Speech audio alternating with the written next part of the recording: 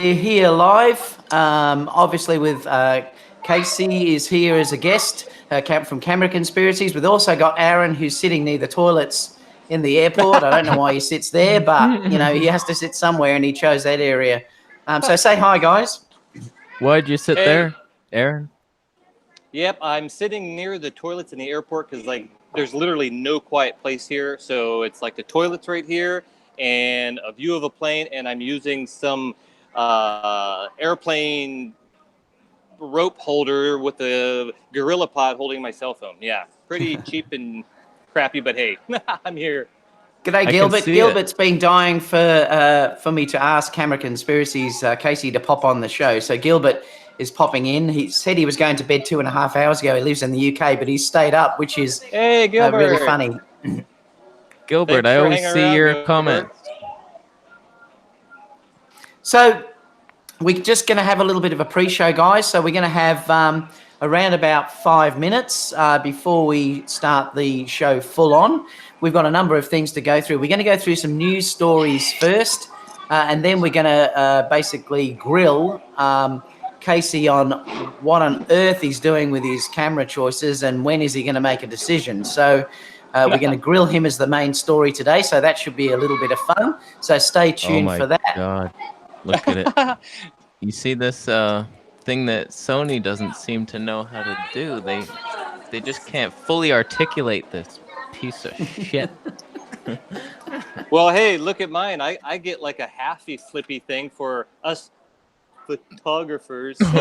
That's even worse. That's even worse. They're just rubbing it in our faces that we can actually turn it in 3 axes. Well, for video, yeah, video. But you know what? When I do my low shots for photography, it helps so much more than, you know, one of this is stupid.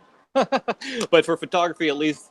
Yeah, Aaron's breaking down a little bit. I think he's overexcited because he's just sold his Sony gear. Excuse me, guys. I still have this cough, so if I do cough, I apologize. No. Aaron has switched to Fuji, so that's a really interesting thing, and we'll have a big discussion about that in next week's show. So stay tuned for that. Yeah, Kasey and myself, basically, well, Kasey said boot him. We were going to actually just boot him immediately off the show. Yeah, yeah. I said that we should mute his mic at least because he's no longer in the Sony fan club as I am now. Oh, you can't see it. So what's that one, Kasey? We got the full frame 35mm f2.8 here. I love that lens. It's a glorious. It's actually holding it right next to the Canon, the 22mm. So they're both 35mm equivalent. Similar aperture. The Canon's much smaller, but pretty much the same weight. This feels lighter, the Sony. So, wow. I think that's a really underrated lens. I use that an awful lot. Actually, when we do weddings, my wife uses that as her main lens on the A7 III. She loves it. It's really a sharp lens. I think it's very underrated. It's sharp, but it's only 2.8. So yeah, that's bullshit. Yeah, no bokeh deliciousness for you on that one. Casper said Aaron is a loser. Hey, thanks, man. Welcome to the show, Casper. Casper always gives me issues. He hates Fuji. Don't make me laugh too much, guys, because I will start coughing. I'll be in serious trouble. I won't be able to stop. Here I am with my soothers ready to go, just in case. Now, I have got my black hole, and that is not a pornographic black hole, but I have got a black hole right above my arm up here that you can see. That's nice. Yes, but it's better. It's actually a better looking image of the black hole because I'm using a Sony camera to actually grab this, Aaron. It's not out of focus like the Fuji one that was recently just put up online. Yeah, that is sad. I have the white hole behind me, and it's actually fully in focus due to my webcam. We're shooting at f40 right now, and everything is beautifully sharp. The mirror, everything. It's just spectacular. Well, I'm using the 1.4, the 35 1.4 full frame lens, and you can see this beautiful bokeh-licious background that's behind me. It's all happening, you know. I mean, I can put anything back there, and you're not going to be able to see what's going on. So it actually looks phenomenal. You're showing me up, Dave. I need to get one of those things. I don't have one. I was looking up the Elgato HD streaming thing that I could actually plug a camera into, I might get one. But it was like I'm using the $230. Camlink, Casey. So it's just the Camlink one. That's the USB one that attaches to it, and then you just connect the USB cable into that, and it's really an easy setup. Okay. Yeah, it's not expensive either. Do you need HDMI or it's USB? It's HDMI in, so that lead just goes into your HDMI port on your computer. You plug the HDMI lead into the Camlink and then directly into your micro HDMI on the camera. So it's all USB. There's no drivers required. It just works. Or I should just say it just works. So that's the Camlink one. There's a new one which is 4K that's just come out. I'm using the 1080 at the moment. Mm-hmm. And then I could have my pick of 4 cameras to stream with. I got all these donations, and I have too many cameras now. I don't know what to do with them all. Yeah, I know. What is it about? Aaron's been given a Fuji camera. You've been given cameras. I just don't get any love in the camera department. I don't know what's going on there. But you have the A9. People don't pity you like they do me and Aaron. I know, right? So let me say hello to a few people just before we start, because we're 10. I'm going to start in 1 second. Gilbert's obviously here. Casper's here. Dana's also here. Oslo's saying, hey, guys. Ivan says hello from Arizona. Jason is saying hello, everyone. David's also saying hello, the three of you all. Donald is saying hi from Texas. Rob is saying triple header. Steve is saying good morning from the UK. Swisky says, why does David have the black hole in the background? Well, I've just explained that. It's because I'm using Sony. It's actually sharp. Dion's also in here. G'day, Dion. Victor's also saying hello, everyone from Livingston. Excuse me. The Panda's also here. Eric is here. Gilbert, and I think that's about it. Dana said, I warned Aaron not to pick up a Fuji. We're going to talk about that a lot next week. Jason said, does this mean that Aaron and Ken are now friends? Sure. I'm friends with anybody. I don't care what. Well, that's an interesting look, Aaron, because you're now up the other way. See, this is what happens when you go to Fuji, mate. I know. I didn't know if you guys knew, but I dropped out and I had to go back to the messenger, click on it, and come back into the program. And now everybody's like this. So I don't know. Let me see if I can. Let's see if I can. We fell asleep waiting for you. We're all sleeping on our sides over here. It's just no good. Who else have we got? Manny says, what's up, Casper? Miles and Height says, I love Camera Conspiracies. Well, we all do. Let's face it. It's one thing that, and I'm not sucking up to Kasey. I've been following Kasey. We've been friends right from the beginning of basically him starting, and I just love his stuff. It's just a classic. Me too. It's so funny. And most of the time, even though he's using humor, it is true what he's saying, and that's the funny thing about saying that. I say it and I get abused, but probably Kasey may get away with it. Do you get away with it, Kasey, or do you get slammed like I do? Yeah, I get slammed more on my other channel though. I get slammed a lot over there. Not so much here. Everybody's nice to the Camera Conspiracies version of me, so I'm appreciative of that. Because people have to understand too that Kasey has over 100,000 subscribers, over 100,000 on his other channel, which is the Vegetable Police, and I watch that often too because it's really quite interesting as well. I love this Thailand stuff that he did there. So he's not just starting; he's been around a long time, haven't you, Kasey? Yeah, and it's funny because it took me so long to grow on Vegetable Police. It was like a couple hundred subscribers after a year. It was really sad, and I was so surprised when I started this channel and it just took off. But I knew what to do. It was laser targeted. I knew I was just going to make comedy videos about cameras, and just they're searched so much more than the health stuff. And so it just kind of took off, and I'm just having fun. So I don't even look at it like Vegetable Police is the main channel. They're both my main channels now, and it's fun times. Did you come from a comedy background though, Kasey? Because like I said, it just seems like you have come from that type of area. No, it was just when I was making the early videos, Vegetable Police, I guess I said a couple funny things in each video, and that's all anybody would comment about. I was trying to save people's lives here, giving them health information. I was like, you can cure anything.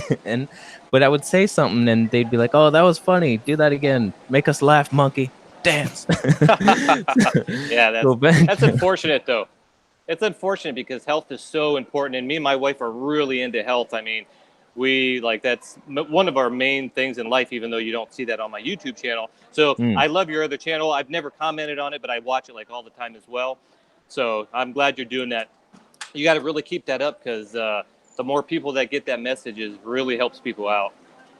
Yeah. Even though he'll never make a decision, though, that's the thing. He can't make a decision. Or it's like one of these sitcom shows where once they fall in love and they get married, it's over. Yeah, I can't. I'm very indecisive in the camera channel and my health channel. I'm switching diets all the time. Now I'm switching cameras over here. I'm a nightmare. I'm a mess.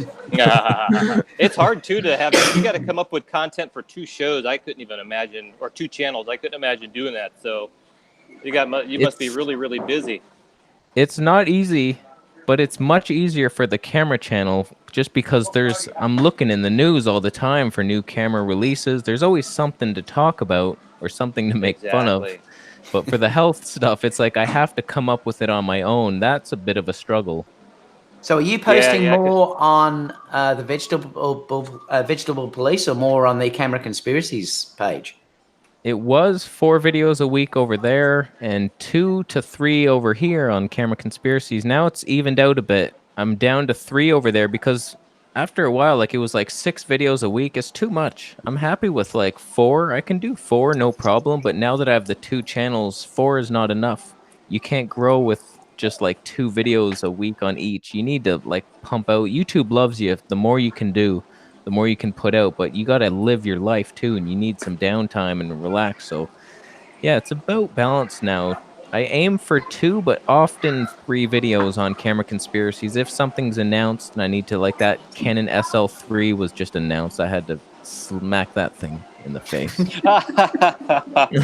No, hey, but you are right about the putting up more videos, and that's what I suffer because I do work a lot. So, I mean, I'm happy to put 1 show a week up. And when David contacted me about this show, it was cool because now I'm like forced to put at least 1. But yeah, if you just put 1 every couple of weeks, your growth is really slow, and that's kind of how mine is working out. But yeah, you're doing a good job over there, man. Loving it. All right, so let's get started in the news because what time we're on? 12:47. Let me just put into here that I'm going to say show start at 12:47. Did you guys notice I put a Canon I did. M50 What are you doing with that? To hide my microphone? Now nobody even knows I have a mic here. It's just... Where's the mic at? Yeah, what are you talking about? It's just a little industry secret from the insiders. Oh, yeah. See, hiding the you're camera. just an innovator. This is the thing. This is, we just can't come up with things like that. I'm just ahead of my time. If you can't hide a mic, put a camera in it. Yeah, if you can't hide the camera, if you can't hide the mic, put a camera in the scene. Yeah, pretty much. Yeah, all right, honestly. So let's go over to the first story, which is the chipper. And don't worry, we are going to come back to Kasey because I want to talk to him about his camera choices. Chipper has, let me bring this up because I've got to open up things so you guys can all see this. Nobody's really going to be able to see here. that thing, David. You're going to have just your head talking and nobody can see the pictures you're talking about. God, you're going to see it. Don't you worry about that. Now, I can see it. This, I'm going to come back to where I present to everyone. This chipper report that just came out, this is the February one. This was just put in under DP review the other day on April the 8th. Is talking about camera sales overall, and they're actually saying that it's basically 30% down the figures compared to the same period last year. That's talking about cameras overall. But if you're talking about your normal interchangeable lenses, they're not doing very well either. I'm not going to read through the whole article because it is here if you want to actually look at it. But the shipments are really terrible if you look at it. And even the lenses now have started to drop down as well. And I will put the links down below so that you can see, have a read of this and look at the figures themselves. But it seems to me that due to the fact, look, I know there's been new releases coming out, but I just don't think that there's been enough innovation that's forcing people to actually go out and buy. What do you guys think about this? Not you, Aaron, because you're looking down. Yeah, Sorry. I have thoughts on it. So Basically, do you have? what I'm Do you thinking. think it's because nothing new or exciting has been released? Well, Canon keeps releasing the same camera every year in a different shape with no improvements on it. It's just like the 62 is actually worse than the 61 in a lot of ways, and they keep doing it. They keep releasing. So like somebody buys a Canon camera in 2016, what are they going to buy again? Like we're waiting for something innovative like you said. And yeah, it's just like cameras are really good nowadays. You don't need one every year. It's like you get a good camera, you're good to go for like 3 or 4 years probably. I had Yeah, I my agree. G85 for so long. It was really only the lens that was holding me back, that manual focus only lens from 50 feet away. It's like cameras are good. What do you think, Aaron? Yeah, I agree with him on that as well. It's sorry guys, there's a lot of people around here, but yeah, I agree with him that there's not too much innovation. I think when the Sony A7 III came out, that was like the next big oh my gosh type of have camera, and then the X-T3 by Fuji. But in between all these other ones, yeah, they're kind of mediocre. Even the Sony ones have kind of been until the 3 series, they've been kind of just slow coming out. And like Kasey also said, is really the camera that I have now, I either whether it's a Sony A7 III or the X-T3, I don't see needing another camera for quite a while actually. So maybe everybody else feels the same. Yeah, I think the other thing too is, and the figures sort of back this up, that the lenses have, well, they have decreased a little bit in the amount that are sold, but they are still selling much better than what the camera bodies are. And I think, as Kasey just said before, I think what people are doing is they're saying, well, the camera bodies are good enough, and what I'm going to do is actually start investing in some lenses. And yet you're seeing that from a lot of the companies now. They are releasing quite a lot of lenses, but certainly Yes, pulling back on exactly. body releases. That's the Yeah, most that's a good important point. thing. The lenses. Like if I'm gonna buy into a system, it's almost like I want to choose the lens first. Like I'm looking at that Nikon 20 mil f1.8 that's coming for their Z mount, and I'm like, that's a beautiful lens that Sony, Canon, nobody has that for full frame. It's just like the perfect YouTuber's lens. Like you got your camera right here, you got your wide shot, slightly blurry background with the 1.8. It's like that's a nice lens. So I would buy into that if they put a damn flippy screen on it. God damn Yeah. it. God I damn know, it. that's so funny. Aaron, is there Yeah. any way you can get to a quieter area? Because it keeps switching to you with the background people talking. Oh, that's true. If it starts switching too much, just maybe mute the video or not mute the video. I forget what that setting is. They just let some people out, so It's maybe switching it'll whenever clear up. they're coming past. It's actually switching on their voices. Yeah, I know. They just a plane just came in, so there's a lot of people right now. Yeah. But if not, just make me not switch, or however you do that. Yeah, I don't know how we do it actually, but we'll keep going. We'll just see how it goes in the first place. But yeah, so this is the the thing. I'm thinking. Even I now have started to purchase a few more lenses on the lens side of things. I just got the 16 mil Sigma lens for the A6 400 that I had. Like the interesting thing was, I actually said I wasn't going to buy any more APS-C lenses, but one of my subscribers lent me that lens, and I loved it so much. It's actually really quite beautiful, that lens. Kasey, you used that, didn't you? You tried the 16 mil one, didn't you? No, I wanted to. It's like my dream lens, but I had to get the Micro Four Third loser equivalent of it. So I have that. It's not quite as good. Yeah, I know. Look, like as you know, I use the Micro Four Thirds, and I quite liked it. The part for me with that system was the noise was an issue for me being a wedding photographer. I couldn't really use it due to the fact of I had to often pump up the ISO a bit too much, and it was quite noisy. But I did love the system overall. If it was in good light, those cameras are outstanding. I just actually did a video pitting the GH5S versus the Sony A6300. I saw that. No, I haven't even released it Oh, yet. what So what what? I Oh saw. yeah, you I don't live in think it was a Canon. Australia, so you are from the future. I Yeah, no, it was the understand how Canon you I saw saw. Yeah, it. how did they go? What did you find? Well, I don't want to ruin my video. How dare you?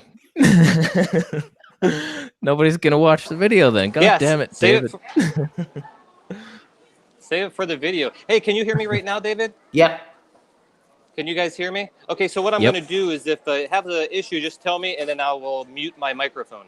Okay, yeah, All that right. may be better because it is switching. It's switching every time it hears someone in the background. Yeah, so Okay, well, I'll mute it when I'm not talking, and when you ask me a question, I'll unmute it. all right, okay, that sounds good. So that interesting anyway, in the fact that the numbers are still really going down, and I think the other thing is too, and I've sort of discussed this before, that I do wonder whether the cameras have reached a sort of pinnacle on what they can produce, and people are probably thinking, well, it's good enough now what it has. I'm talking about the average user, not someone like us, because we do tend to want to have the latest and greatest. But the average user that's out there now that are buying these new Sony cameras, even the new Canon and Nikon. Well, I shouldn't probably say Canon so much if you're talking about video, but if you're talking about, say, the new Nikon Z, the Fujis, we may be good enough now that people are going to say, well, I'm not going to upgrade the hardware. I'm just going to upgrade the lenses. The funny thing is, like, people are trying to add in all these new features, and we're hoping for 4K 60p in the Sony A7S III, and will they put 10-bit 422? I'm back in the Stone Age here, asking for a full frame camera that does 1080p with a flippy screen, good IBIS. Like, I'm focused more on usability. Make this easy to use. Make my job fun again. And it's just like nobody's putting the whole package together. We have the technology to do it. That's what's killing me. Nobody's willing to do it. Like Canon, pretty much, but they lost the IBIS. And then there's the crop, Casey, like it's the crop as well. but that's 4K. Like, I don't even care. Give me Yeah. 1080p. I'm happy with it.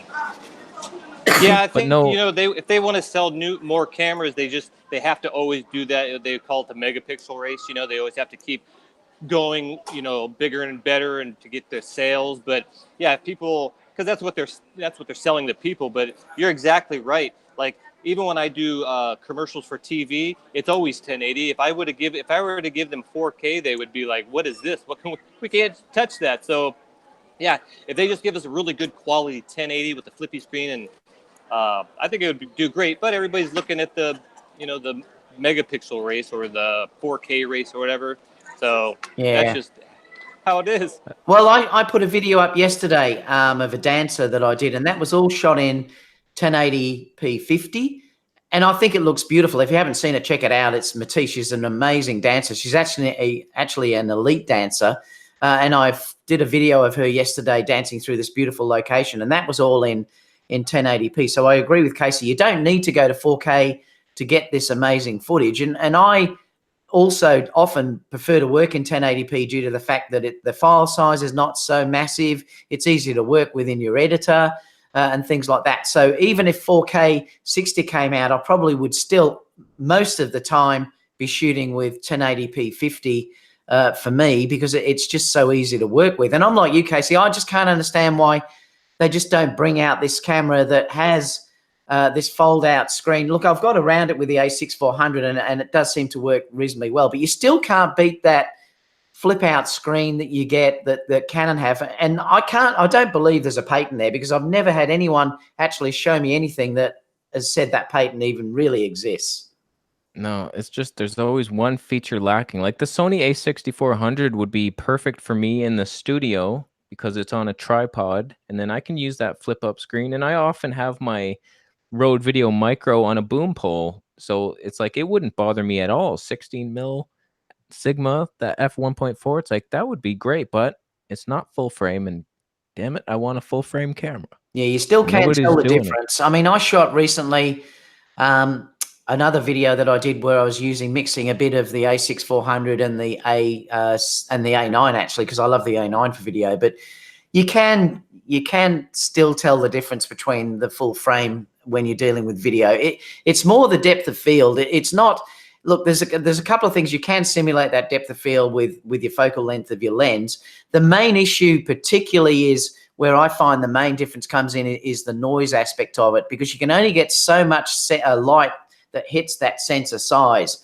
And the smaller the sensor size is, you naturally have more gain that's sort of applied. And then that's why you start to get more noise with micro four thirds, APS-C, and as against full frame. Or if you wanted to go medium format, you get even less, because obviously that sensor size is much bigger. You can relate it to like a solar panel. You know, the larger the solar panel is, the more energy that thing is going to be able to collect. And it does have a definite difference. That's why I think 35mm for me is my favorite, you know, sort of size sensor that gives me a nice depth of field with with good low light, basically. Yeah, I feel the same way. That's why I like the full frame cameras. But more often than not, when I'm doing my professional photography, I can't shoot wide open because I need the if I'm doing a magazine shoot for designers of jewelry and clothing, I have to have it all in focus. So it kind of full frame hurt me a little bit because I'd always just have to stop down. But I could easily do all that with an APS-C anyways. But for me, it was mainly the noise is what really got me to go toward the full frame. But I'm usually using lighting and stuff. So I've used Panasonic since the GH2 all the way up to the GH9. So yeah, I can use any sensor pretty much, but full frame is definitely a lot easier. All right, let's go to the next story. You photographers. This Fuji story before we. Hey, I do video too. Now, what time are we on? So we're on 26:43. Let me just put that in there up the top. 26:43. Because this is Fuji have brought out a new firmware, Aaron. I don't know whether you've even seen it because you're on the road traveling at the moment, but basically they've brought out this new firmware. Let me just open this up, and it looks like it's going to do a couple of really good things. Let me go to application window and open this up. Where were we? Where's that? Application window. There we go. Because this is interesting, because they're saying that they've basically made the IAF much, much better than what has been offered previously. Now, one thing particularly that I noticed that they'd said they'd added, and no other manufacturer I don't think has this, they've said that you are able to switch the face it must be with a key or something. So if it's grabbing all your face detection points, you can then switch the faces just by using a quick key or something like that. So that's a great feature, because if you do use face detect, it can often just go for the closest face, or it sometimes grabs the wrong one. You can get around it by obviously changing your focus methods and stuff. But it looks like on this one, you're just going to be, say, able to hold a quick key or a custom key, and then it's going to swap the faces that become the priority. That's a great feature, guys. Yeah, I would never use it. Casey's not. What do you think, Aaron? Yeah, I think it's good. The other cool thing that, I mean, I was waiting for this firmware to come out, but unfortunately I'm on my trip. So the cool thing is the XT3, you can update the firmware through the app itself, which is kind of cool. But like I said, I was traveling and I didn't know it actually came out. I think it's going to be really good. Also, it's supposed to be a little more sticky, just kind of like the A7 III's new firmware. So I'm anxious to try it out and do a video, of course, on that. So, hey, I'm all for improvements, that's for sure. Well, it's got 30% better focusing, they're saying in here. So it's approximately a 30% better AF tracking. That's quite a big thing.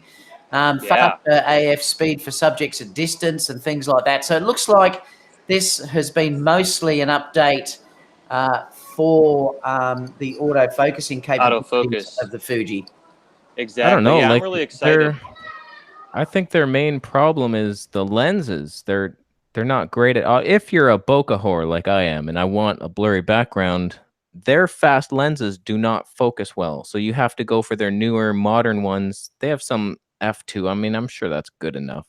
I'm being unreasonable, but for the most part, Fuji lenses do not. You are being the old one. Well, you know what? I've got all f1.4 lenses with my Fuji camera, because I feel like if you're going to go from an A7 III, you want to try to get the best you can as far as low light and background blur if that's what you're looking for, or shallow depth of field. And the f1.4s are like amazing. The eye autofocus sticks just like you normally would. Even during video, like I don't know if you watched our last show, I used the Fujinon, what is it, 24 millimeter equivalent at f1.4, whatever that equivalent is, and through the whole show, and it never bounced once. If you're trying to film like kids or more fast-paced motion, then maybe the f1.4s aren't the best. But for what I do, and even if you're vlogging, it works. They work great. Because what's the crop factor? It's 1.4. So what does that end up being about an f2? Is that right? Yeah, it's an f1. It's a crop factor of 1.5 actually. Yeah. So it becomes about, I'm hopeless at maths. Is that about an f2? F2.1. It's the F2.1, lowest. yeah. That's the saddest thing I've ever heard in my life. A 2.1. It's unusable. Absolutely unusable. And this is the thing, because unless you go, like I said, I'm shooting now at 1.4, and you can see what that's done to this background with a 35 mil. You know, if we were dealing now tomorrow, I'm picking up the Signal 105, so I can't wait to have a look at that. I'm going to use that over the weekend and do some shooting with that. So I'm dying to show you all what I can do with that over the weekend. I'm actually going to photograph Matisse again, actually, that from the last video. I'm going to go up to Echuca up north here and sort of try that on the weekend with her. I've got it for about 2 weeks, so I'm looking forward to that. But I suppose, see, this is the thing where if you're on Micro Four Thirds or even APS-C, you just can't get that type of depth of field in those systems unless you go for a 0.95 or something. But then, you know, you're dealing with a manual focus lens. You've tried a few of the focus, Kasey, haven't you? Yeah, that's why I bought that. I thought I found the ultimate life hack. It was a f1.9 full frame equivalent, those f0.95 lenses. So I was like, well, there it is. I got it. And it was a 50 mil. And I'm like, I'm holding it. And I actually bought this tripod just because it's the longest one possible. It's 16 inches. So I could hold it as far away as I could. I'm like, okay, my head is slightly in the shot. I could do this. Look at that background. It's so blurry. Like, it's all I cared about. And yeah, so it can be achieved, but I don't know. I'm still, all I can think about is Aron's 1.4 video. I'm going to have to go search through it now and just hunt for pulsing, just hunt for lights in the background and say, did it pulse? Did it hunt? Oh, you know what? I'm glad you said that. I'll do a test. Don't even worry about looking for it. When I get home in a few days, I'm going to actually do a test specifically with some lights in the background to see if there is pulsing, because I did not look for that. So thanks for the video idea. Yeah, I've seen it in the A6400. If you're doing settings wrong, I think Mark's Tech made a video once, and he has some Christmas lights in the background for bokeh whoring in the background, and they were pulsing, and I was like, oh, look at that. Your Sony camera's pulsing. Well, let me see. Hang on. Let's do a test, all right? Because I'm going to put on my Christmas lights at the back there, and let's see if this does it, because this will be interesting. I don't even know if it will. We'll have to look. It might. Yeah, I hope it does. I hope it does. That'll be interesting. Huh? Oh, wait, right there. Let's look for the pulsing. So, all right, are we ready? Are they pulsing? Yeah, they are. Look, hang on. I think they are. Well, oh, are they? Oh, I can't tell on my crappy iPhone 5. It's not. I don't think that's. It's pretty good. Like, when you think I'm dealing with autofocus, let's go for the ultimate bokeh hawk. Let me bring something up that we can. I'll put the Dalek up. Here we go. Let's see if I can get that to focus. Oh my God, the background is gone. Yeah, the background is gone, gone. This is going to do your head in, Kasey. This is probably going to make you go out and want to purchase this lens immediately with the little Dalek here. The bokeliciousness. I just pre-ordered it. Oh my God. That's too funny. That's hilarious. I love it. All right, let's go to the next story, because I'm off Fuji now, because Aron's going to get too excited. So let me go to the next one. Hey, real quick, what camera are you using right now, David? I'm using the A7R II with the 35 1.4. Okay. And really, that's not the good focusing camera. So I'm surprised that that's not, and it might be. Let's see later on when we go to when this gets uploaded in a bit higher res. But you know, because this isn't the best one for certain. If I put the A7 III or the A9 up there, it'd be much better. I had that lens. It was actually, I could trip it up a little bit if doing handheld work. The Sigma, right? No, this is the Sony one. This is the Sony Oh, 1.4. okay, forget it. No, Yeah. the Sigma 35 1.4, it was not as reliable. It was a bit jerky, still pretty impressive, but it wasn't perfect. Yeah, I really love this lens. I adore this lens. This is one of my favorite lenses that Sony actually have, and I'm surprised looking at it that it's not strobing a little bit, but because it is such an older camera. You know, I mean, the A7 III is nowhere near the focusing ability what the A9 and that does. All right, this is the next one. Now I put this one in specially for Kasey. This next story, because this is the Etch sketch camera that's been developed. So I'm going to show this. Let me just put in the time, which is 35:33. And let me show this story, because this is going to excite Kasey so much. He's going to go off when he sees this one. I got to see this. Can't I have wait. no idea what you're talking about. So it's an Etch sketch has been developed. This guy made an Etch sketch camera. You can see what's happening here. I've got to stop this from switching. Let me just click on that. So you can see here that what he's done, if you look at the whole article, he'll show it, and it's really quite complex what he's done. It really is quite funny when you look at how he's actually done it. And then there's a video down the bottom here, which if I play, I'll just see if I can skip to the part where it's starting to do it, and you'll see what happens here. So Kasey, are you getting excited? So this is where you can see it drawing the that's outline. the future. So go off. This is unreal. Oh my gosh. Look at this. This is technology. This is where the future is going to go. And I think you might have just about found your perfect camera. Let's face it. I'm not seeing a flippy screen on that, David. Where's that feature? Well, I have to admit that may be the issue. And when I did look at it, I did think that you may like it, but I was worried in the fact that there's no flippy screen involved. Yeah, well then, like basically you're on a Sony camera then. You have to set up a system of mirrors and just it's bullshit. Yeah, have you ever seen those? Have you ever seen those DIY mirrors that you put on your camera so you can see the back of the camera? Oh, No. Yeah. No, I haven't. That's when I actually made one like 5 years ago, playing around, and it's got so many views. But yeah, it's like, if you're looking at your camera and you put a mirror behind there, basically, so you could see it bounce. It's pretty retarded, but I see people making those on YouTube. Yeah, I had to do that when I was deciding on what camera to buy years ago, and I was thinking of the G85. It was perfect, but a small sensor, and I went to meet somebody who was selling the Sony A7S II. So I met them in a coffee shop, and I brought a mirror. I knew I would have to do this, so I had it on this tripod in front of me, and I put a mirror. You angle it down towards a mirror on the table, and then it reflects back up, and it's like, okay, I can. That is so funny. You did it too. Yeah, I'm not the only one. But then, like your tripod blocking it. Said it looks like a Fuji camera that Etch a sketch. The Fuji camera. Oh man, come on, Fuji's beautiful. Look at this. Honestly, look at this. Look at that. I'm shocked. I am shocked. I will say this. Like, that is a glorious camera. It looks glorious. But I can't imagine why. What made you switch from the Sony? Like, if I'm buying a camera, I'm thinking, okay, A7 III or the Fuji X-T3, like, there's almost no reason, no benefit for me. Why did you do it? Why did you do this to us? Why? Aron?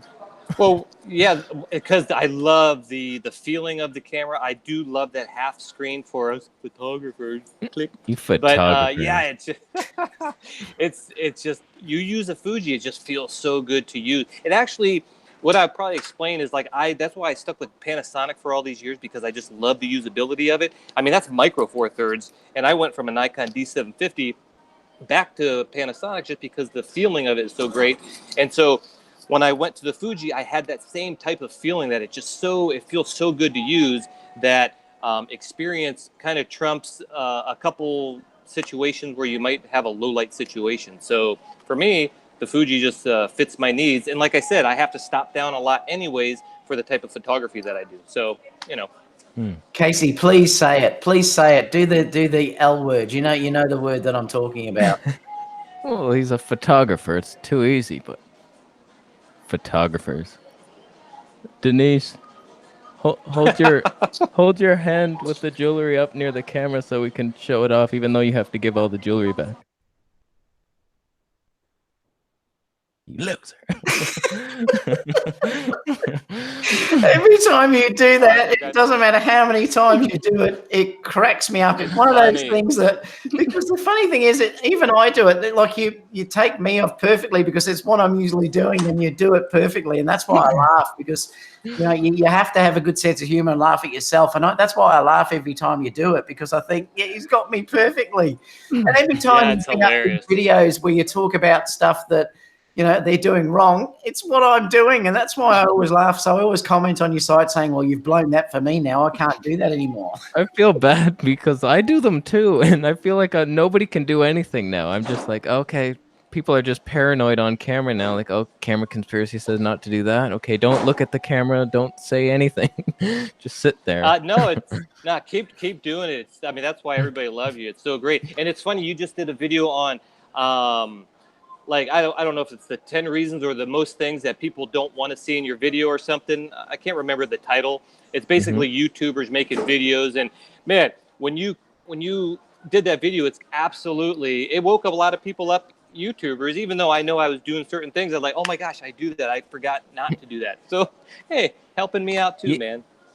Yeah, I just do it because I'm tired of seeing it. Like, I watch a lot of YouTube myself, and I'm seeing this over and over, these little things where people are taking 4 minutes for the intro, and I'm like, get to the point, you asshole. Yeah, just it's true. Say it. It's terrible. It's so terrible.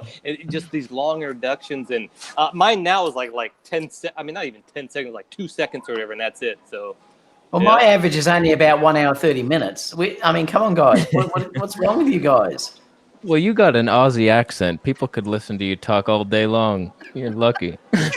All right, let's go to the next story, because this is an interesting one. Canon is developing a built-in now, Kasey, you're going to go off on this one, because this is Canon going ultimate technology here, because they are developing a internal flash that is based on LCD. So they've got this patent that's coming out that they're going to replace it with an LCD instead of your traditional flash. Please, Canon, look, seriously, if this is where you're going, instead of fixing up your cameras and giving us new sensors and stop doing your ridiculous cropping and things like that, and all you're going to come up with is an LED flash, I can see the benefit of it if you're dealing with video. And I think this is what they're thinking about with this, is the fact that they may be thinking about vloggers that want to have some light on themselves built into the camera that they can just lift up and then obviously light themselves up to enable you to be able to see yourself. And they do mention on there that they think it might be targeted towards the video and the vlogging side, and it may be more powerful than a standard flash. But what do you guys think about this one? Who wants to go first? Kasey's blown away. Seems speechless. Okay, well, I think the LED goes perfectly with the. Did I unmute myself? Yeah. Yeah, you're right. The LED goes perfect with the Canon little touchpad switchy thing. So, man, they are the future. That's for sure. Yeah, I'm looking at this and I'm thinking, it's not a flattering light. Like, I was looking for LEDs. I thought of it before I moved to Thailand. I was thinking, okay, what can I buy that's miniature? Like, I just wanted to downsize all my gear. I sold my desktop and got a laptop, and just everything big, I downsized. And then I'm looking at lights. I'm like, should I get a light? And there was that, I forget what company it was, Aperture. Yeah. It was the tiny little one. It was just like a little credit card size. It goes on the hot shoe. But whenever I saw people reviewing it, like, it just looks like a harsh light shining at your face. Like, it's not a flattering look. You need like a soft box on top of that machine now, and I don't like it at all. And then it's sucking up battery life, another battery you got to worry about.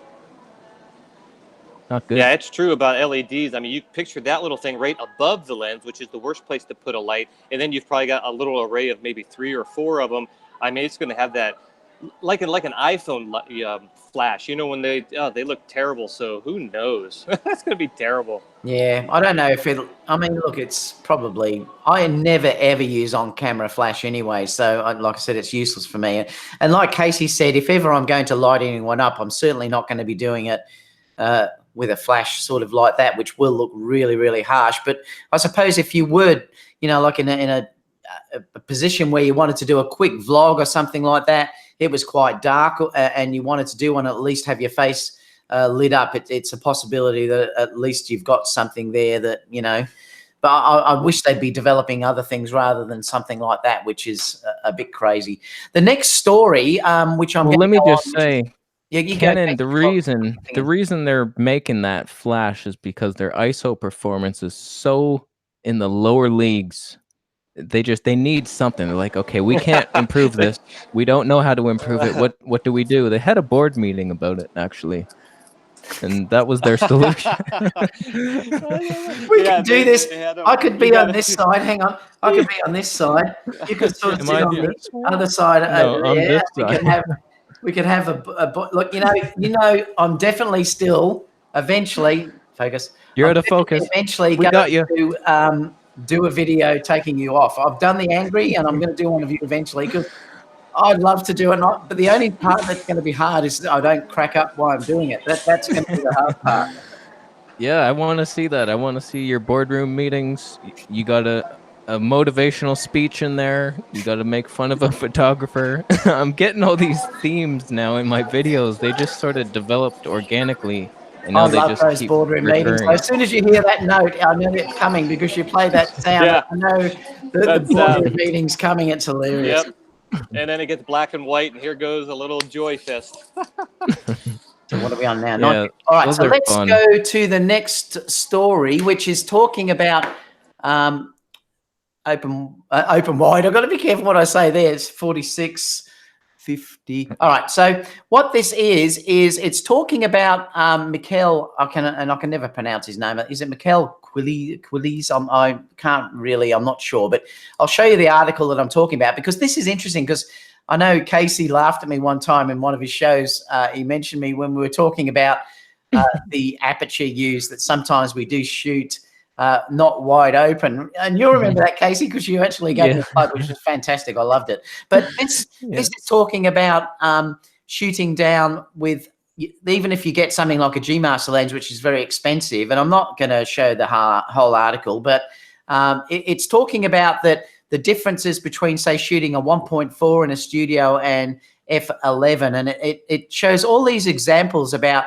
how different the image looks at different apertures. And he's saying sometimes, and it's like I do when I'm in studio, I usually do shoot with a much stop down aperture, usually say around f8 or f9, due to the fact that I want to get more details. And we discussed this last time that you know, if you do want to show details, like if you were shooting something that's high fashion and you definitely don't want to blur out the jewelry or the dress that that they're trying to advertise. So this is a really good article showing about how the depth of field changes when you alter, or the detail changes as you alter your depth of field. So I suppose, unlike Kasey, that is the bokeh whore that's chasing the ultimate depth of field, you know, this is really quite an interesting article. So, Kasey, defend yourself. All right, I will. Here's the basic thing here. If I had the skin of a teenage woman, then sure, I would shoot at f5.6. I'd up the sharpness. I'd be doing all kinds of fun stuff, but I don't. I've lived a hard life over here. So I want a flattering look. I want to lower the sharpness and be flattering and blur that background out. But the funny thing is, with this whole bokeh whoring, like, for some reason, we want it. I want it for myself, and I'm looking, how can I get the most of it? But whenever I see somebody else's video and they got the background blurred out, they're vlogging outside with a 1.4, I'm like, you loser. What a loser. Why are you doing that? I want to see the background there. And it's just like, it's so stupid. We want it for ourselves, but whenever I see it, I'm just like, You idiot.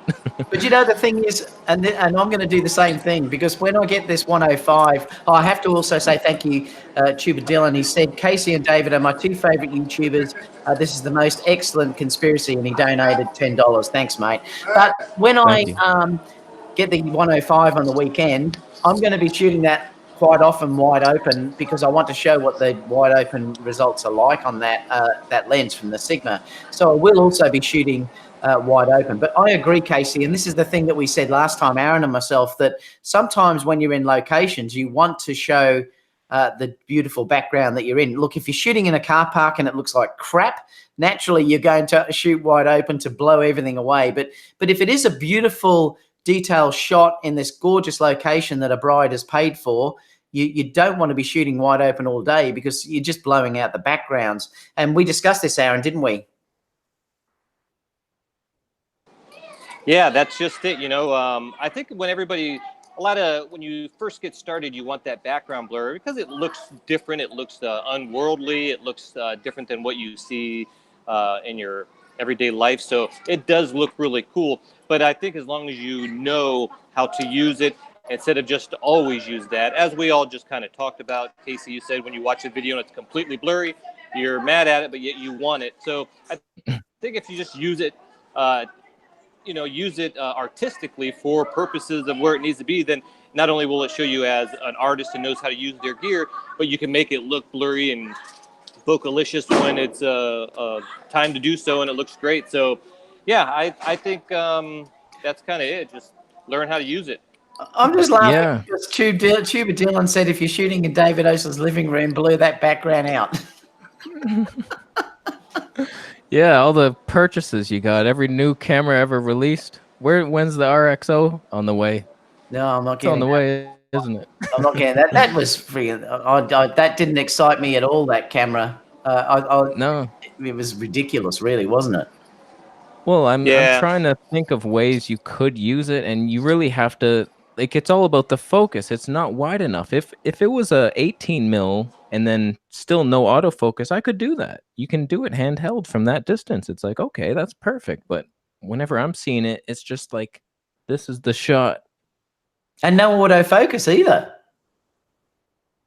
Yeah, but you could lock it for like your one clip, okay, but it's too wide. It's too ass wide. Someone asked too before. I mean, not wide enough. Tripod that you've got there, Kasey, because someone said, "What is that world's longest tripod you've got?" Yeah, you should throw a affiliate link down below for them, David. This is on me, buddy. Enjoy the affiliate links. It's the Siriu. Oh God, I don't even know. It's a weird. Oh yeah, there it is. 3T35R, and the R is for red. It comes in black, but only a weirdo would get the black one. You got to stand out like a freak. And yeah, it's like 16 inches. I will say this though, in order to get that 16 inches, you can see this thing extends out. I pinched my hand the last time I tried. You got to be careful with this thing. Especially seeing it 16 inches, Kasey. That's way too much for anybody to handle. It's too much. They don't even get that big. I thought this didn't exist, but apparently it does. Someone has also said Kasey's mum's apartment is beautiful. F9 all day long in Canada. It is nice. It is nice to live in your parents' living room. It's just one of the measures of success that I've granted myself. Yeah, so go ahead. Well, I was going to say that thing the tripod you're using, I actually tried one out in B&H Photo maybe like last year or so, and it seemed like one of the best ones that they had on display there. So I actually like it. It's super solid. Like everything is aluminum. It can shrink down to really small. So like that's as small as it gets. And then this extends up, and it's got the ball head so you can tilt it towards you. But the thing is with this, like this is very comfortable, this hand grip. It's all smooth. It's hard to show you, but it's all smooth, rounded edges. It's beautiful. And when you flip it out to get that extra reach, which is what I wanted, it's all hard notches on the other side. So it's not the most comfortable thing. I almost thought of putting like some kind of rubber sleeve on it, but I just deal with it. And then you get some red marks on your hand. But it's a really good tripod. I just got another one Oh my God. Affiliate links Have you all got it around there? today. Yeah, it's right here. It's a cheap one. It's $20. It's the Joby Killer, this thing. Wow, It's that's basically, huge. yeah, it's good. It's like, it's bendy just like the Joby is, but it's not like individual balls that loosen over time. This is crack proof. It's perfect. It's just, it is kind of cheap, and it'll hold like 1.5 kilos, and it stops here, and you can notice it's very wide. So you have to kind of, if you are going to place it down, you want to bend these towards you, and then you're good to go. But it's really light too. It's the lightest one. It's under 400 grams. This one's about 400, I think. So much cheaper, decent for Look at vlogging. you throwing the gear around, huh? Woohoo! Look at that. Now, the next story is really interesting because let me just put up here what time, 55:21, because it's called The Mystery of the Fly. And the interesting thing about this story is that, as people who watch me know, that I'm pretty rough with my gear, and they always laugh when I start to show lenses and stuff, with all marks and stuff on them. I mean, that one's pretty good, but a lot of the time when I'm throwing lenses up, they do look pretty worn. I once saw a video, and I think it was Tony Northrup, and it was a really interesting video where he grabbed a key. I think it was a key he used, and he scratched the front element. And this often goes to where people say they're putting the ultraviolet filters on or the UV filters on top of their lenses to protect it. But he grabbed a key and he tried to scratch, it took a while, but he tried to scratch the lens to put an indentation into the top of the lens. And eventually he did. He actually put quite a decent scratch in it.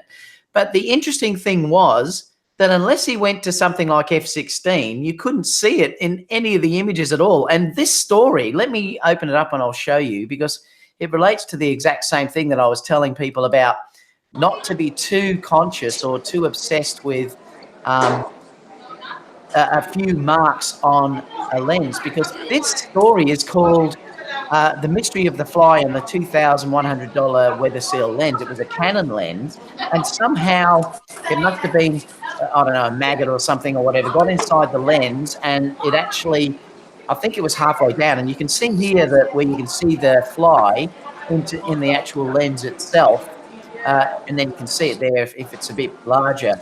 But the interesting thing was when they started to shoot charts with this, you couldn't see it in anything until you went above f/13. And that's talking about a reasonable size fly, that you could only see it if you went above f/13. So it just shows that you don't have to be so conscious. And what they're saying in this article is there's some people going out and getting their lens serviced, and they're paying a few $100s or whatever it is to get a little bit of dust that's in the lens out of the lens, due to the fact that it bugs them, because they can see a little bit of dust that's actually in there. But unless you're shooting at those apertures above f/13 or higher, you're not even going to see that there at all. And I thought that was a really interesting article to share, particularly how some people, like I said, are so obsessed with, particularly if you buy, and this is why I'm saying this to you, that you might be able to go out and buy a really good secondhand that has a couple of marks on it and save an awful lot of money, because someone were thinking, well, I can't sell that for a decent amount because it's got a few marks on it, but the lens is still going to work perfectly fine. And I just thought that's such a great article to share. Now, before we chat about that, let me just open up, because Ricat also gave us $10. Love you both. Love the both of you and Kasey's channel. For Kasey, for your new A6 300, have you thought about the Sony 16mm and the 12mm adapter angle? So have you thought about that, Kasey, the 16mm for that? You said you've looked at it, didn't you? Sony has a 16mm. I'm Sigma. pretty sure it's... Oh, and an adapter? No, you wouldn't need it. No, he's also saying a 12mm with a wide angle adapter. I don't know, but if I was to get the Sony A6500 with the IBIS in there, which Sony left out, I would probably get that Sigma. Although, honestly, Sony IBIS, you might as well not even have it. It's not doing anything. It does nothing. It does absolutely nothing. Much, does it? It's not like a GH5 type IBIS at all, is it? No, like it'll work for if you're hand holding like this and that's your shot and you want to show the bride getting married to the love of her life. But if you want to walk, forget it. Yeah, it's not. I've got fairly good at it because I've done it for so long, and I can handhold any of the cameras now and get reasonable results. Particularly if I use some stabilization in post, I can usually handhold them. But it's certainly nowhere near what I was getting with my GH5, and also like Olympus is even a step further ahead if you're talking about that. So, you know, Yeah, they are. yeah, but like I said, that last story we shared, and I just want to say, guys, don't be so paranoid. Someone's saying, how about that? How did that worm get into that lens conspiracy? So he's asking you to come up with an answer for that. Interesting. Well, I would have to say, I believe the manager, that's a Canon lens? Yes. Okay, so the manager of Canon is vegan, and he was berating his whole team for not being vegan. And then one of the workers was just like, enough of this. We're still good people, even though we eat meat. I'm putting something in your lens to make it not vegan anymore. And they did it, and they got away with it. Oh, that's what interesting. happened. Yeah. Oh, now Rickrat's saying there is a 16 millimeter that you can put a 12 millimeter adapter on. Oh, I've never seen that. So what, it goes from a 16 to a 12 mil, does it? Oh, interesting. Usually those adapters, though, they're trouble. Like I have that one. It's a 0.76 focal reducer. Advertises 0.48, but it's a lie. And you can screw it on, but it just softens the image so badly. And it's I've tried those unusable. before in the past. Yeah, I've tried those with some Panasonic cameras in the past to see if I could use them, but yeah, they're like the edges were just like completely just tore up. So those aren't that good. All right, let's go to the next story because this is the last one before we ask Kasey about how his hunt for the perfect camera is actually going. Let me bring just that about up. the fly. I was gonna say. Yeah, go ahead.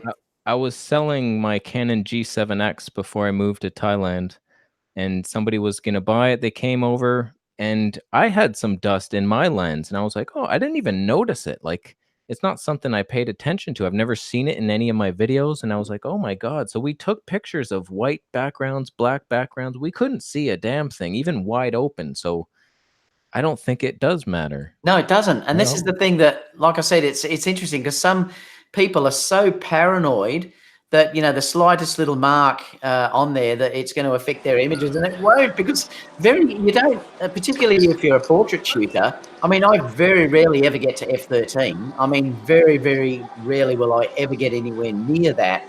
I'll usually be anywhere, usually wide open, or say around about 5.6 is the general area about where I go with portraiture. So I could easily get any of those lenses and never ever see any of those issues at all. And it's quite funny that, like I said, some people are paying, and I've heard that before, some people are paying, $100 to up to $300 to get a lens cleaned with a little bit of dust in it. That's not going to make the slightest bit of difference. So I just wanted to make sure you were aware of those testings. Like I said, if you do go back and have a look at Tony Northrup's video, it's way back. I watched it ages ago where he was actually scratching the lens, and it wouldn't show in any of the images. You'd be amazed at how much damage you can do to the front element, particularly without it showing. But this fly was inside and you couldn't even see it. So, well, you see this here. I travel all the time and I never use lens caps. Look at all that glorious glass. That's an f1.2 85 millimeter equivalent.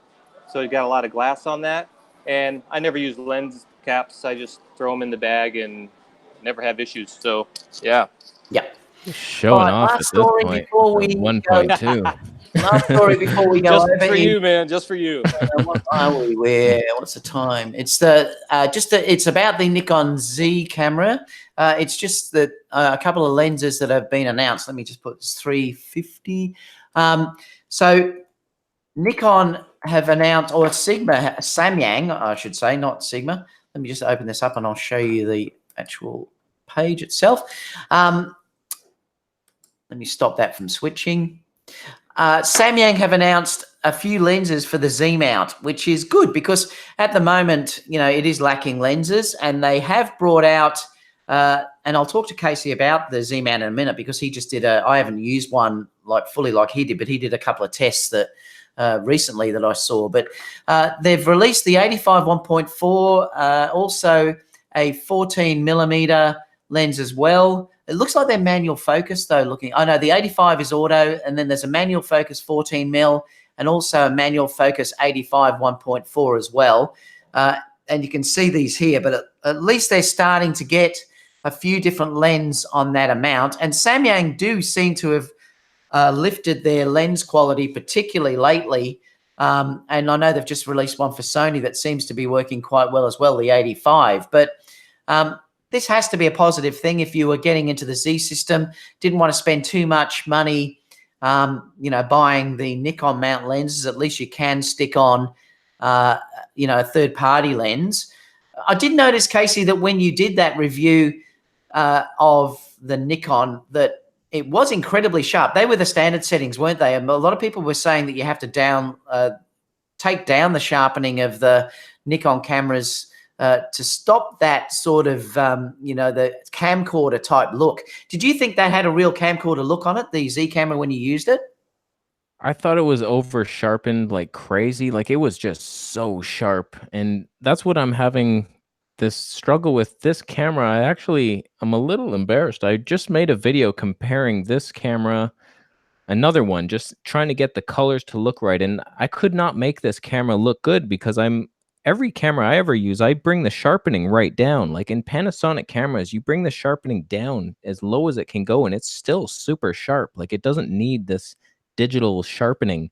Whereas Canon, you do that to Canon, you're down at 480p in just an unusable image. So people are looking at my M50 thinking, oh my God, that's terrible. How did you get it to look so bad? And it's just, you have to sharpen it in the Canon camera. So I don't know if they're like the Nikon's doing the same thing where their sensor or their codec isn't as high quality and they need to fake enhance it with in-camera sharpening. I don't understand how sharpening works in the camera. Maybe you guys know better. No, well, I see. The interesting thing is, I'm always told all the research that I've done and everything were telling me that I should take down sharpening a little bit, even in the Sony's down to -7, and that's what everyone was telling me from. And I tried that, and I didn't like the look of it. I actually kept it at 0, and I thought the sharpening, like, check the last video and have a look at it. I think the sharpening looks okay at 0, and I haven't changed anything. But certainly, looking at when you done that video, Kasey, you would have to take that sharpening down considerably due to the fact that it almost did give that camcorder type look about it, which was incredibly sharp. And like you said, it was actually over sharp in the way that it looked. And I thought, wow, you could see it clearly, the difference between the other cameras that you used.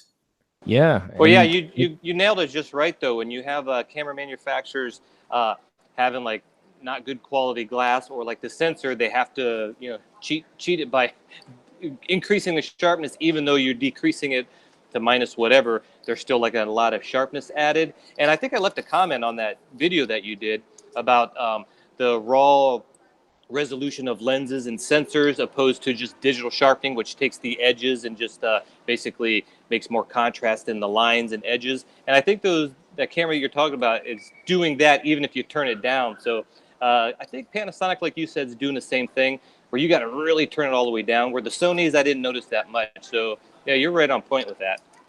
Mm-hmm. Yeah, like other than that though, like the Nikon, I like the look of that camera. Probably the best out of all the cameras I've tested so far. Man, that's a glorious camera. I know I had the digital stabilization on for some reason. It was just on by default, and the guy was he was a camera store clerk, so he was doing all the settings for me. I figure, okay, he knows what he's doing, let him do all that.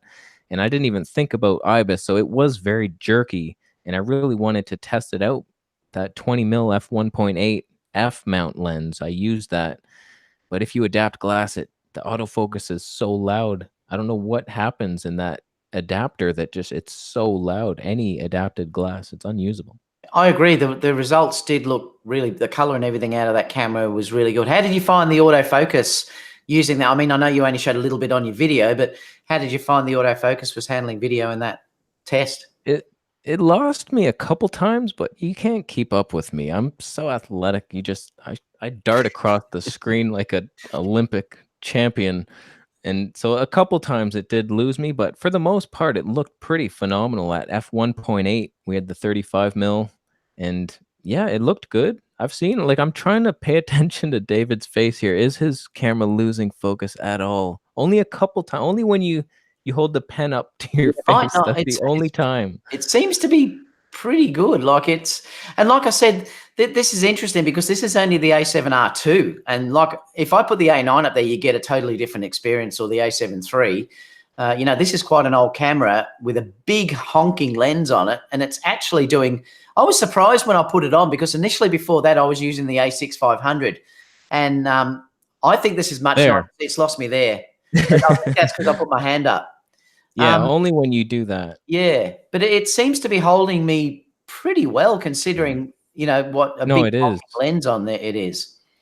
Yeah, f1.4, you're pretty much, no one would notice it. Like, that's the thing. Like, I look for the background. Is it pulsing? But like, if you're actually watching a video like a normal human being and just looking at the guy talking, then it's like you don't notice these things. Sometimes I look at it, say, oh, there it is. Like, Yeah, I wouldn't like you notice. said, I watch it on that the Christmas, what's his name, that, and you see that happening all the time on his Christmas tree lights at the background. I see Oh, that. Peter Gregg. Yeah, I see that often, and that's how you can often tell the cameras that are struggling, and you can see the lights flickering in and out. I just have to mention too, Tube Dylan said, eat, because he gave a donation of $10, eat a rotten lamb heart at 135, 1.8. I don't know what that means, but I'm not sure what that means, but thanks anyway. I have no idea either. No, I don't know either. Me neither. Right, now, I normally have no we go idea. through having a what time? It's 11. Normally we go through and I talk about a photo, but I want to go because due to time, I want to go through because I want to give enough time that we can talk to Kasey about his search for this ultimate camera and how he's going and what he likes at the moment and things like that. And then we'll have a quick Q&A. So I'm going to miss the show my photo today. So Kasey, I wanted to talk to you about how you're going at the moment. What is your favorite camera at the moment? What are you liking at the moment? And, you know, we obviously know that you're waiting on this ultimate flip out screen, but talk to us a little bit about what you really are looking for as this perfect camera that we keep hearing about. Yeah. If I could break it down for you, I really do want a full frame camera because I already have a micro four thirds. I know what I can get out of that. If I'm gonna upgrade, it's got to be a noticeable difference. Like when I was in Thailand, my friend had the Sony A9 with all the best G Master glass, so I got to test these things. And when he bought that 24 mil 1.4 G Master lens, it was magical. Like, I couldn't believe what I was seeing. I've never seen anything like that out of any camera I've tried. And it was just a standard profile. I didn't even have to color grade it. And I was just like, the 3D separation. I was like, my God. So it's got to be a full frame camera. Now, here's the whole thing. Like, if you want a studio camera, you don't need a lot. Like, you don't need the IBIS. It's on a tripod. Do you really even need autofocus? If you get a wide enough lens, you can manual focus. A7 III is the perfect studio camera, really. But if you want the whole package, you want to vlog with it, nobody's going to vlog with a full frame. So I'm trying to like put all these features together for the perfect studio and vlogging camera, and I realize that's stupid because you need two separate things. You want a small little action cam for out vlogging. People recognize these big cameras. You cause a scene. I've had people yell at me like it's just they don't like to be on camera. You see this big rig and it's like, oh my God, am I on TV? Like, I saw that you got abused by one lady, didn't you? Yeah, she was just ripping into me. She should have just passed by nicely. Nobody would have noticed her, but then she came up yelling. And it's like, oh, now everybody hates Canada because of her. Like, oh, wow, people are sure mean in Canada. We have like the nicest people in the world. So, yeah, right now we got the GH5S. It is glorious. I do have to manually focus on myself. The background is not even close to blurry enough. And we got the little M50 that could. This is actually kind of fun. If you set it right, it can look pretty good out of camera. But again, it looks cheap. There's something off with it. F2 is their best lens. bullshit. What would you say if you said at the moment? I know you've even like tried the Sony 24 GM as well. I haven't actually tried that yet. If you could have any lens at the moment, which would it be that you've tried at this stage? What would be your favorite lens you've used? That's tough. Like even the focal ranges, I don't know. I don't know which focal range I want. Like that's why I'm testing all these cameras. And so like we have basically on the GH5S, since it's a 1.8 crop, we got like a 21.5 mm lens, and it's a little wide. It's a little distorty. So, and I'm thinking like 35 mm is a bit too far away. So like there has to be a sweet spot at 30, maybe a 28 mm. There's not a lot of 28 mm f1.4s. I'm not seeing any. No, there's not. No, you're right. But I could make that G Master work though. That is the best thing I've seen so far. Sony A7, or sorry, I tried the A9, but I'm sure it would look just as good with the A7 III G Master 24mm 1.4. Phenomenal. But then you need to hook up the Wi-Fi app to see you.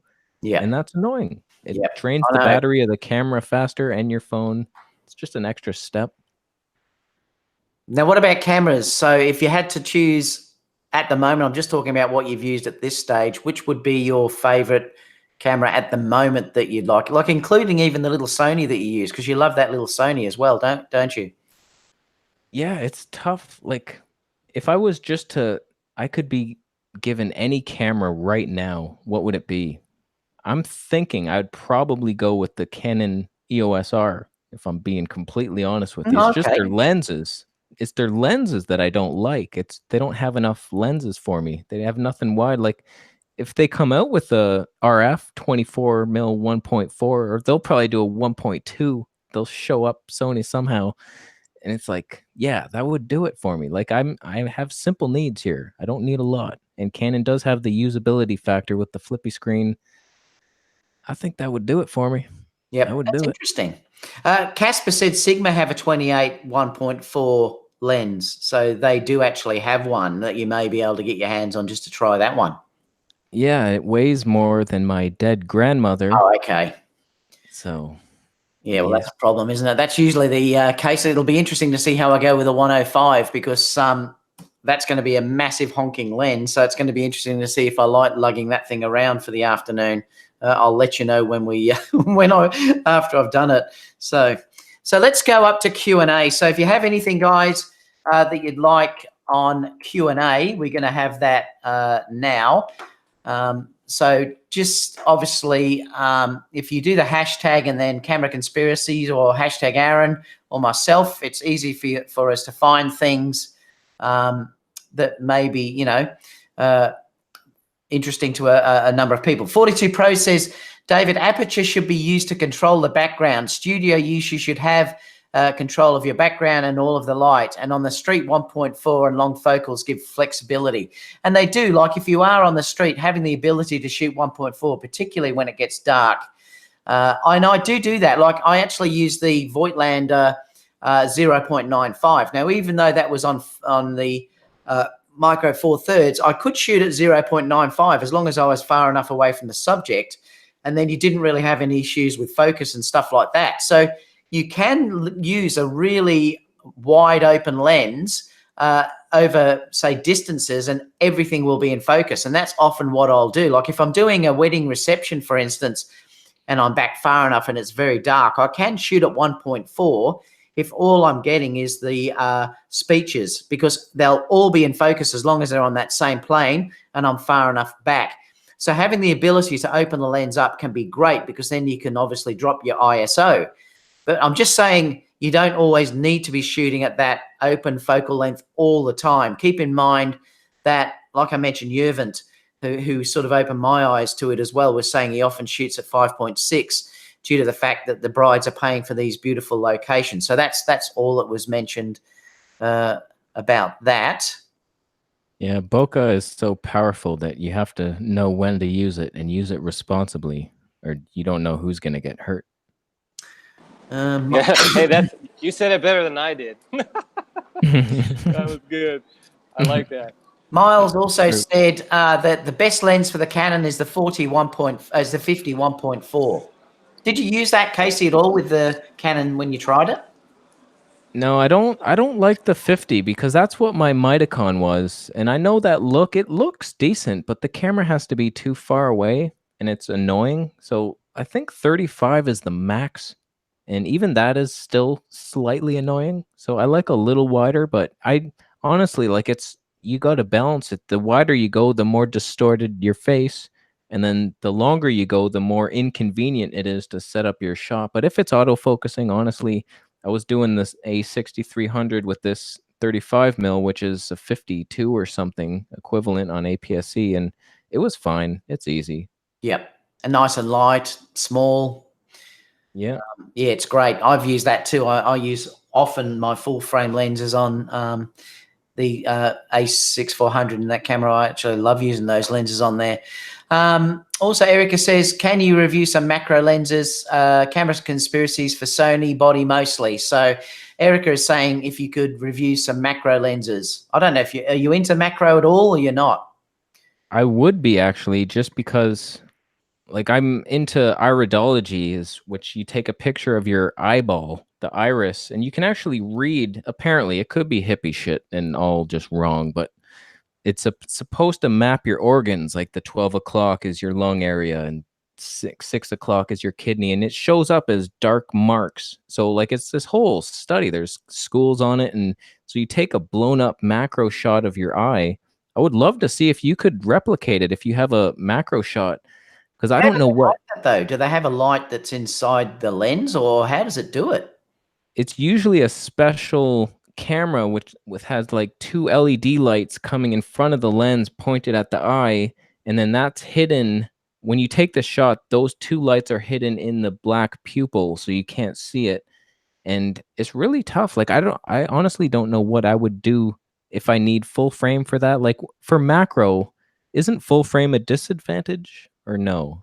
Well, it can be, yes, because of the aperture. And that's what Aron was talking about before, because he shoots a lot of jewelry and things like that. Usually when I shoot macro, like if I'm shooting things like wedding rings and stuff like that in a wedding, I actually shoot it at quite a stop down aperture, you know, f8 to sometimes f16 even, to make sure that you get enough depth of field, because the closer you get to the actual image itself with the macro, the more out of focus it becomes. And that's why they do that thing called image stacking, which is they stack multiple images together to get that full depth of field in macro. So yeah, it does have a big play in macro photography. Yeah, micro four thirds is like probably really good for that type of the eye shot or whatever, because yeah, you do not want depth of field. And how I take my jewelry shots with the Sony a7 III, even if I'm in a low light situation shooting at f1 whatever, you have to just do all those multiple focus points and then stack them in the program so everything's in focus. So the iology or whatever you called that, I don't know the name you called it. Iridology. Yeah, I don't know if they're using like maybe a 1-inch sensor or something, or micro four thirds, or they're just doing some stacking to get everything sharp. But there's not too much depth of field when it comes to an eyeball, because it's probably just right on the surface, I assume. So maybe for that it doesn't matter. I'm not sure. Yeah, I wonder. I'd love to see like a professional photographer. So I'm looking at you two fellas. Let's see a shot. Replicate it. I want to see. Hey, you know what? I have a Fujinon 60mm f2.4 macro lens. So maybe I'll say, hey, honey, come over here, lay down real quick, and do a macro shot of her eyeball or something. Now, I noticed David said an interesting comment. He said, I have a constant battle in my head. My head says 5.6, but my heart says 0.95. And I love that comment. But, you know, the interesting thing is, and let me point this out to you, and then I'll ask the other guys what they think as well. But the main difference was that early on, when you're dealing with, and I'm not talking about early on, I'm just talking about a couple of years ago, that one of the real big differences, say, between using a phone as against, say, a digital SLR was the fact that you could blur the background out.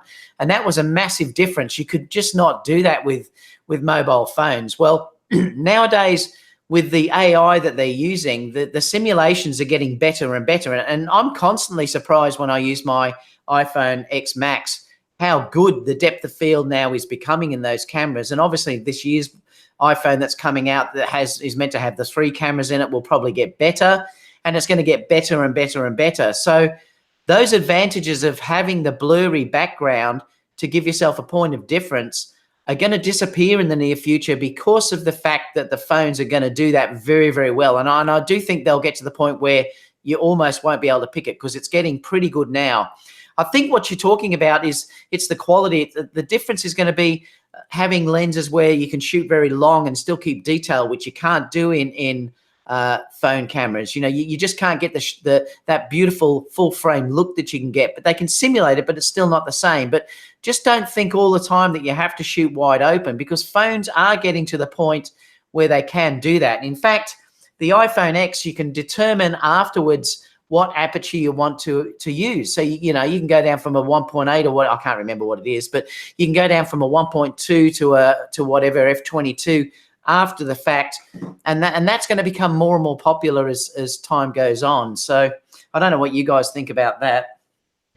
Well, the phones are pretty much already there. I mean, if you're just looking at shots on Facebook, I mean, I've been impressed. Like, I did a little side by side. My friend had the, what is it, Huawei P20 back when it was first released, and I took my G85 with my lens, and his did look a little over sharpened and weird, but like pretty much like it was the more pleasing image. If you knew nothing about photography, sometimes that sharpness gets you, oh wow, that's sharper, that's better, even though for us maybe we see different, like the cinema cameras have a softer image, it looks more pleasing. But Potato Jet just did that comparison versus the Samsung, and honestly the Samsung little phone looked better than his red camera in most shots. Like, it was sharper, it was just more pleasing looking.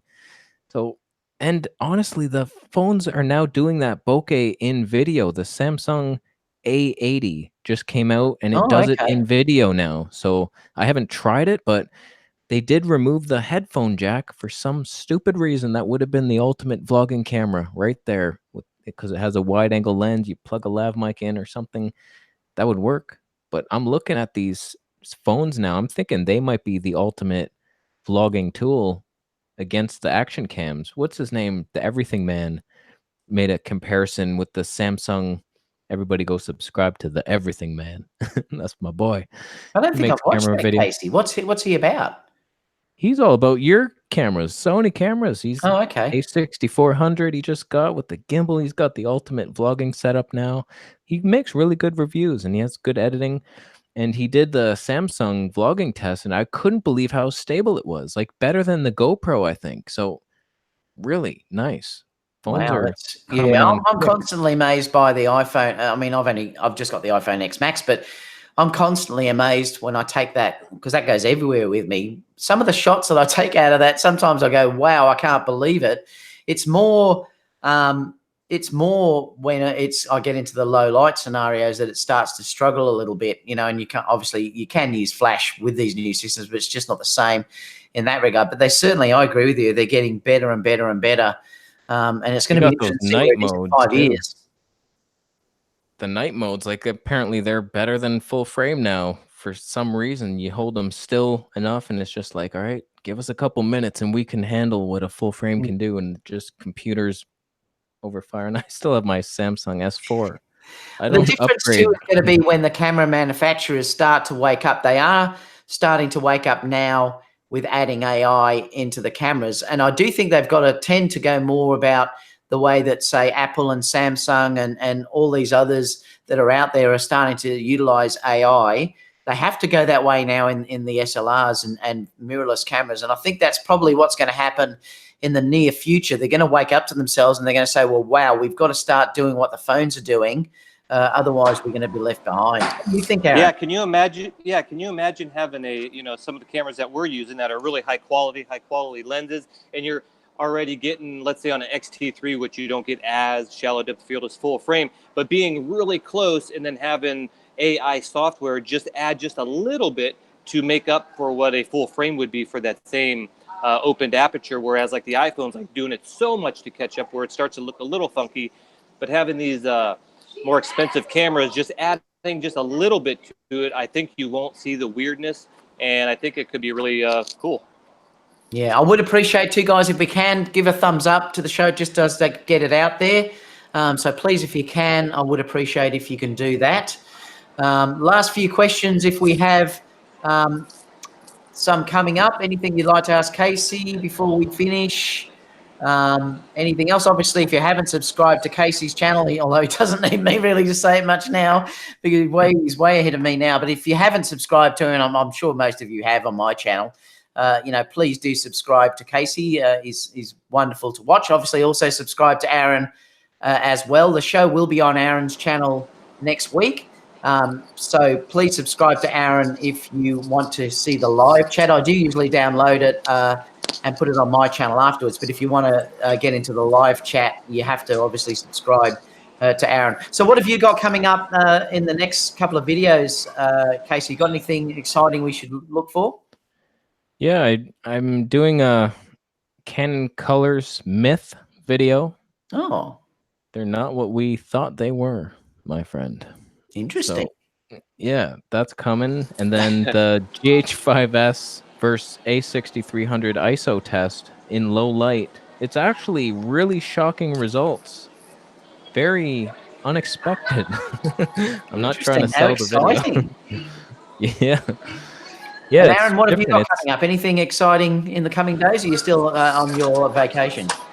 Yeah, I'll be on our trip for a few more days, but when I get back, I'll be working out more with the Fuji, and I'm going to do that pulsing light test with my 1.4 lenses, because Kasey just, that's one thing I didn't look for when I was doing my just personal test. So I'll be putting up a video on all the different 1.4 lenses that I have. So that'll probably be the next video, because I'm actually interested in knowing that as well.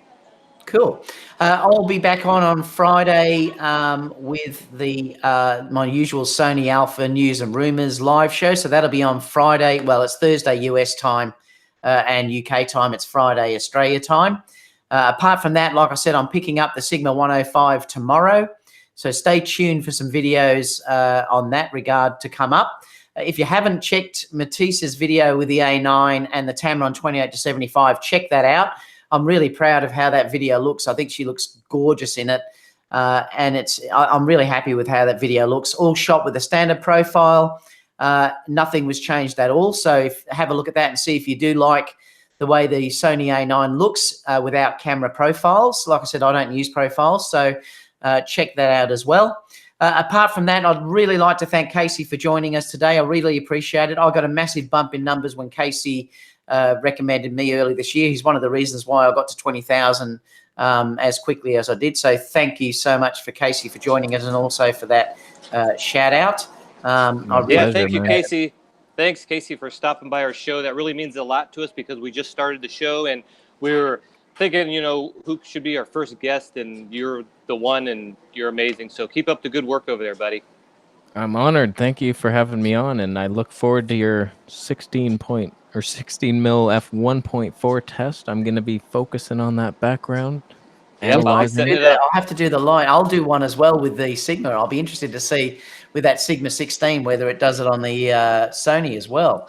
I'll have to test that too and let you all know. So that's all, guys. So apart from that, we'll all see you in all of our channels and the next videos that we're posting. Thank you so much for joining us all today, and we'll see you all soon for the next video. So thanks, everybody. Okay, bye. Take care. See you guys.